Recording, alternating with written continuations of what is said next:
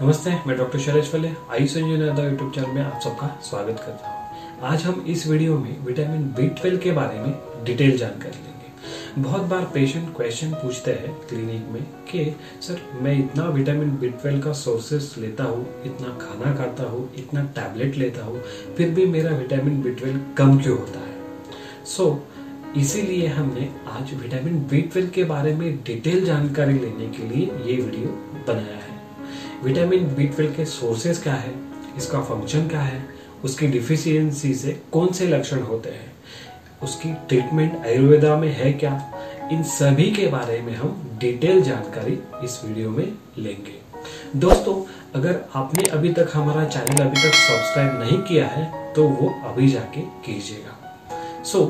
तो चलो स्टार्ट करते हैं विटामिन B12 के बारे में जानकारी लेने के लिए। विटामिन B12 एक अनिवार्य विटामिन है। सामान्यतः विटामिन के दो प्रकार होते हैं। पहला फैट सोल्यूबल। फैट सोल्यूबल का एग्जांपल अगर हम देखेंगे तो उसमें vitamin A, vitamin D, vitamin E और विटामिन के विटामिन आते हैं। और दूसरा प्रकार है water soluble vitamin.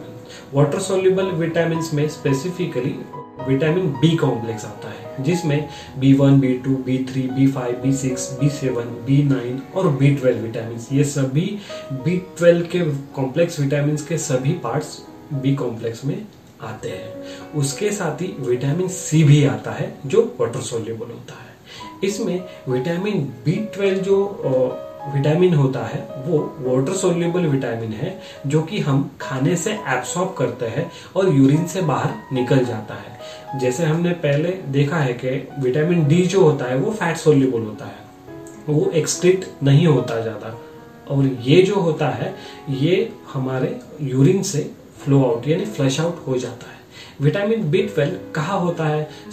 Vitamin B12 हमारे लीवर में स्टोर रहता है, ताकि कभी भी इसकी जरूरत हो तो या कमी हो तो इसकी पूर्ति जल्दी हो सके। विटामिन B12 का नेचुरल सोर्स क्या है? नेचुरल सोर्स अगर हम देखेंगे तो विटामिन B12 हमें मीट यानी मांस में ज्यादा मिलता है, फिश, एग, डेयरी प्रोडक्ट, उसके साथ फोर्टिफाइड सीरियल्स यानी कि जो दालें होती है उसमें भी मिलता है। हमारे शरीर में विटामिन B12 का प्रोडक्शन जो होता है वो माइक्रोब्स करते हैं। ये माइक्रोब्स कहाँ पे होते हैं? ये हमारे छोटी अतड़ी में होते हैं, स्मॉल इंटेस्टाइन में होते हैं। विटामिन B12 का फंक्शन क्या है? विटामिन B12 का हमारे शरीर में हर लेवल पे यूज होता है, फिर भी कुछ महत्वपूर्ण फंक्शंस मैं आपको आज बताने वाला हूँ। पहला फंक्शन क्या है कि ये खून बढ़ाने में महत्वपूर्ण कार्य करता है। विटामिन B12 यानी कोबालमाइन आरबीसी के प्रोडक्शन के लिए जरूरी होता है। इसीलिए कुछ पेशेंट में विटामिन B12 की कमी की वजह से एनीमिया यानी पांडु होता है। पहला महत्वपूर्ण फंक्शन क्या है? ये खून बढ़ाने के लिए महत्वपूर्ण कार्य करता है। दूसरा काम क्या है कि ये नसों का पोषण करता है। नस यानी कि नर्व होते हैं हमारे शरीर में, तो उसका ये पोषण करता है। इसका एग्जाम्पल देते वक्त हमेशा मैं पेशेंट को बोलता हूँ कि न्यूरोपैथी के पेशेंट जो हमारे पास आते हैं तो उनको मैं एक ही एग्जांपल देता हूँ। हमारे घर में जैसे बिजली के वायर होते हैं, जैसे ही वायर हमारे शरीर में, सेम वैसे ही हमारे शरीर में नर्व्स होते हैं। वो जैसे वायर के ऊपर एक प्लास्टिक का कवरिंग या कोटिंग होता है जो अंदर की वायर को प्रोटेक्ट करता है, वैसे ही हमारे नर्व को प्रोटेक्ट करने के लिए हमारे नर्व के ऊपर माइलिन शीथ होता है। ये शीथ को पोषण यानी न्यूट्रिशन और अंदर की नर्व का प्रोटेक्शन करना, ये विटामिन B12 का महत्वपूर्ण फंक्शन है। बहुत बार कुछ पेशेंट में ऐसे पाया जाता है कि विटामिन B12 की डिफिशियंसी की वजह से माइलिन शीथ होता है तो वो खराब हो जाता है, जिसकी वजह से न्यूरोपैथी यानी हाथ में मूंगे आना, पैर में मूंगे आना, सुन्न होना, भारी पड़ना, ये सभी सिम्टम्स, ये न्यूरोलॉजिकल सिम्टम्स है और ये न्यूरोपैथी की वजह से होते हैं। ये सिम्टम्स हमें विटामिन B12 की डिफिशियंसी से ही होते हैं। तीसरा महत्वपूर्ण फंक्शन क्या है? ये कोलेस्ट्रॉल लेवल कम करता है, यानी कोलेस्ट्रॉल लेवल कम करने में मदद करता है, जिससे अथेरोस्क्लेरोटिक चेंजेस जो होते हैं वो कम होते हैं। अथेरोस्क्लेरोटिक चेंजेस यानी क्या होता है कि हमारे आर्टरीज या वेन्स में एक लेयर होता है, फैट का लेयर जो होता है वो कम करने में हेल्प करता है। ये कम कैसे करता है, ये होमोसिस्टिन लेवल पे इफेक्ट ज्यादा करता है, जिसकी वजह से विटामिन B12 की कमी की वजह से कुछ बार होमोसिस्टिन लेवल्स हमारे शरीर में बढ़ते हैं। चौथा महत्वपूर्ण फंक्शन क्या है, ये शरीर के हर एक सेल को यानी कि बॉडी के हर एक सेल को रिपेयर और मेंटेनेंस करता है। ये मेंटेनेंस करने की वजह से ही विटामिन B12 का महत्वपूर्ण रोल हमारे शरीर में होता ही है। पांचवा महत्वपूर्ण फंक्शन क्या है, ये फटीग या कमजोरी जिसे हम बोलते हैं ये कम करता है। यानी कि शरीर में अगर कहीं भी ज्यादा एक्टिविटीज हो, ज्यादा स्ट्रेस हो, एंजाइटी हो, जिसकी वजह से जो फटीग होता है वो कम करने के लिए विटामिन B12 का महत्वपूर्ण रोल होता है। छठा महत्वपूर्ण फंक्शन क्या है, ये विटामिन B12 इम्यूनोमॉड्यूलेटर जैसे काम करता है। यानी कि शरीर की इम्यूनिटी के ऊपर इसका काम अच्छा है। कैसे अच्छा है कि ये टोटल ल्यूकोसाइट काउंट होता है। टोटल ल्यूकोसाइट काउंट यानी कि हमारे शरीर के सफेद पेशी होता है, इसका काउंट बढ़ाने में हेल्प करता है। सो इसीलिए विटामिन B12 के फंक्शन जो होते हैं वो अच्छे होते हैं, और ये विटामिन B12 फंक्शन ये हमारे शरीर को जरूरी होता है। विटामिन B12 की डिफिशियंसी के कारण क्या है? पहला कारण है डाइटरी डिफिशियंसी, यानी कि विटामिन B12 का डाइट में कम होना। मोस्ट ऑफ विटामिन B12 के सोर्सेज क्या होते हैं, नॉन वेज ही होते हैं, और कम मात्रा में ये वेज में मिलता है। बहुत सारे पेशेंट्स जो वेजिटेरियन होते हैं उनमें डाइटरी डिफिशियंसी होने के चांसेस ज्यादा होते हैं। दूसरा महत्वपूर्ण रीजन है कि एब्सॉर्प्शन डिफिशियंसी, यानी कि कुछ डिसऑर्डर ऐसे हैं जैसे माल एब्सॉर्प्शन डिसऑर्डर जिसे हम बोलते हैं। एग्जाम्पल अगर हम देंगे तो सीलिएक डिसऑर्डर्स, क्रॉन्स डिजीज यानी IBS, इरिटेबल बाउल सिंड्रोम, ये डिसऑर्डर्स में हमारे गट के एब्सॉर्प्शन करने की क्षमता जो होती है वो कम होती है। अगर गट की विटामिन B12 को एब्सॉर्ब करने की क्षमता कम हो जाएगी तो विटामिन B12 का एब्सॉर्प्शन होगा ही नहीं, और एब्सॉर्प्शन नहीं होगा तो उसकी डिफिशियंसी होगी। तीसरा महत्वपूर्ण रीजन है मेडिकेशंस। हमें इंडियन पॉपुलेशन में ऐसे दिखाई देता है कि हमें एंटासिड बहुत खाने की आदत होती है, यानी कुछ भी ऑयली स्पाइसी खाया, नॉनवेज खाया तो अपने आप ही खाने के पहले हम एंटासिड लेते हैं, और वो खुद से खुद ही लेते हैं। कोई भी हेडेक अगर हो गया या चेस्ट पेन हो गया तो उसके लिए हम एंटासिड बार बार खाते हैं। एंटासिड में दोनों भी रेनिटिडिन या PP इनहिबिटर्स जिसे हम पैंटाप्राजोल, रैबिप्राजोल कहते हैं, ये सभी मेडिकेशंस अगर हम ज्यादा खाते हैं, एक्सेसिव क्वांटिटी में अगर हम खाते हैं तो उससे हमारे गैस्ट्रिक जूसेस जो होते हैं वो कम सिक्रेट होते हैं। गैस्ट्रिक जूसेस अगर कम सिक्रेशन होंगे तो उससे विटामिन B12 डिफिशियंसी होगी ही होगी। दूसरा एक मेडिकेशंस में है कि हम एंटी डायबिटिक पेशेंट्स को जो मेटफॉर्मिन ज्यादा देते हैं, ये मेटफॉर्मिन क्या ज्यादा साल से अगर हम लेते हैं तो हमारे गट की एब्सॉर्प्शन कैपेसिटी जो होती है वो कम होती है। उन पेशेंट्स में भी विटामिन यानी कि डायबिटीज के जो पेशेंट्स होते हैं उनमें भी विटामिन B12 की डिफिशियंसी होती ही होती है। तीसरा, कृमि जो होते हैं, कई बार ऐसे हम आयुर्वेदिक हिस्ट्री लेते हैं तो हमें हिस्ट्री में पता चलता है कि कुछ बार टैपवॉर्म या कृमि की वजह से भी विटामिन B12 की डिफिशियंसी होती है।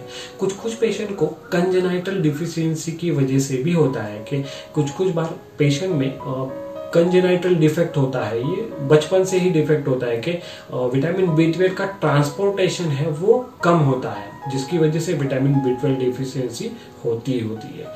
कुछ पेशेंट में पोस्ट सर्जिकल यानी कि रिसेक्शन जो होता है, यानी अतड़ी जो निकालते हैं, जो अतड़ी निकालने की वजह से जिस पार्ट में विटामिन B12 का एब्सॉर्प्शन होता है उस पार्ट में विटामिन B12 का एब्सॉर्प्शन होगा ही नहीं, तो उसकी वजह से भी विटामिन B12 की डिफिशियंसी होती है। बहुत बार इंडियन पॉपुलेशन में हमें ऐसे दिखता है कि क्रोनिक अल्कोहलिज्म के जो पेशेंट्स होते हैं, यानी अल्कोहल ज्यादा मात्रा में और हर रोज लोग जो लेते हैं, उनमें भी विटामिन B12 डिफिशियंसी होती है। और लास्ट एंड लीस्ट जो कॉजेटिव फैक्टर है वो है H पाइलोरी इन्फेक्शन। मॉडर्न की वजह से H पाइलोरी इन्फेक्शन की वजह से भी विटामिन B12 की डिफिशियंसी इंडियन पॉपुलेशन में देखने को मिलती है। विटामिन B12 की कमी के लक्षण क्या होते हैं? बहुत बार कमजोरी महसूस होती है, जल्दी आदमी थक जाता है, आलसीपन बहुत होता है यानी लिथार्जिनेस बहुत होता है, पाचन शक्ति कमजोर होती है, रक्त की कमी होती है, हमेशा सिर दर्द, हाथ पैर में झुनझुनी आना, ये न्यूरोपैथी के सिम्टम्स स्पेसिफिकली विटामिन B12 की डिफिशियंसी से होते ही है। कानों में कुछ कुछ बार आवाज आना, धड़कन तेज होना जिसे हम पाल्पिटेशंस कहते हैं, मुंह में छाले होना, विटामिन B12 की डिफिशियंसी के पेशेंट्स में महीने में 1 या 2 बार हमेशा कंटिन्यूअसली अल्सर्स होते हैं, मुंह में अल्सर्स होते हैं जिसे हम छाले कहते हैं, वो होते ही होते हैं। कुछ फीमेल्स पेशेंट में याददाश्त कम होना, चिड़चिड़ापन होना, आंखें कमजोर होना, आंखों में हेवीनेस होना और फीमेल्स में स्पेसिफिकली अनियमित मासिक रजस्राव का होना, ये सभी सिम्टम्स हमें विटामिन B12 की डिफिशियंसी से मिलते हैं। बहुत बार पेशेंट क्वेश्चन पूछते हैं, सर आयुर्वेदा में विटामिन B12 का ट्रीटमेंट होता है? हाँ, मैं उनके लिए बोलता हूँ आयुर्वेदा में विटामिन B12 की कमी का ट्रीटमेंट होता है। जैसे मैंने पहले ही बताया है कि विटामिन B12 की डिफिशियंसी के कारणों का पहले हमें अभ्यास करना चाहिए, और अगर उसका निदान प्रॉपरली हो गया कि बाबा किस निदान की वजह से विटामिन B12 की डिफिशियंसी हो रही है, तो उस निदान के लिए प्रॉपर ट्रीटमेंट आयुर्वेदा में बताया गया है। पहला चिकित्सा क्या है? आहार चिकित्सा, यानी कि विटामिन B12 रिच जो फूड्स है वो हमें खाने में लाने चाहिए। अगर हम नॉन न्यूट्रिशियस डाइट यानी fast food, junk food, processed food जो होता है, पैक्ड फूड होता है, वो अगर ज्यादा मात्रा में अगर हम खाएंगे तो उससे हमें न्यूट्रिशन मिलेगा? नहीं मिलेगा। विटामिन B12 वाला फूड हमें वहां पे खाना चाहिए, और ये खाना स्पेसिफिकली न्यूट्रिशन सहित होना चाहिए। इसीलिए डाइटरी डिफिशियंसी से जो विटामिन B12 डिफिशियंसी होती है वो हम आहार से हम वो फिलअप कर सकते हैं। दूसरा महत्वपूर्ण पॉइंट है एब्सॉर्प्शन डिफेक्ट, यानी कि बहुत बार पेशेंट कहता है कि मैं नॉनवेज खाता हूँ, मैं फिश खाता हूँ, फिर भी मुझे विटामिन B12 डिफिशियंसी होती है।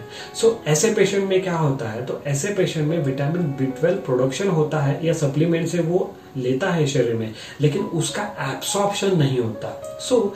ये एब्सॉर्प्शन कैपेसिटी बढ़ाने के लिए हम मेटाबॉलिज्म बूस्टअप करने के लिए आयुर्वेदिक ड्रग्स है वो हम यूज कर सकते हैं। ये अगर हम ड्रग यूज करेंगे तो हमारा विटामिन B12 का एब्सॉर्प्शन कैपेसिटी है, यानी गट का कैपेसिटी है वो बढ़ेगा, और गट का कैपेसिटी बढ़ेगा तो अपने आप ही विटामिन B12 की डिफिशियंसी जो होती है वो कम हो जाएगी। बहुत बार इंडियन पॉपुलेशन में ऐसे देखा गया है कि विटामिन B12 की डिफिशियंसी हाइपर एसिडिटी के पेशेंट में ज्यादा होती है। आयुर्वेदा का रिलेशन भी ऐसे ही बताता है कि विटामिन B12 की डिफिशियंसी ज्यादा एसिडिटी होने वाले पेशेंट्स में ही होती है, यानी कि ऐसे पेशेंट्स में जो डाइटिक फैक्टर्स है, जो लाइफस्टाइल है, वो हमें चेंज करनी है। वो अगर हमने चेंज की तो हमारा एसिडिटी कम होगा, जैसे कि अम्ल पित्त कम होगा, और जैसे हमारा एसिडिटी कम होगा तो अननेसेसरी हम एंटासिड्स के ऊपर जो डिपेंड रहते हैं वो कम हो जाएगा, और जिससे हमारा गट का एब्सॉर्प्शन कैपेसिटी है वो भी बढ़ जाएगा। दूसरी बात, आयुर्वेदिक ट्रीटमेंट अगर हम एसिडिटी के लिए अगर लेंगे तो उससे जो एब्सॉर्प्शन कैपेसिटी गट की होती है वो बढ़ती है, उसका कोई साइड इफेक्ट नहीं होता। आयुर्वेद के अनुसार विटामिन B12 डिफिशियंसी से होने वाले एनीमिया, यानी कि जो पांडु होता है, उसे हम पित्तज पांडु रोग से कंपेयर करते हैं। अगर हम एनीमिया का ट्रीटमेंट अगर हम देना है तो हमें पित्तज पांडु की जो ट्रीटमेंट आयुर्वेदा में जो बताई है वो हम फॉलो करते हैं, जिससे हमें क्लिनिकली पेशेंट्स में अच्छे रिजल्ट्स मिलते हैं। प्रॉपर खाना खाइए, प्रॉपर न्यूट्रिशन वाला आपको खाना है। ये अगर खाने में डाइटरी फैक्टर्स अगर हम लेंगे तो हमें विटामिन B12 की डिफिशियंसी होगी ही नहीं। और दूसरी बात, हमारी गट की कैपेसिटी है वो बढ़ानी है।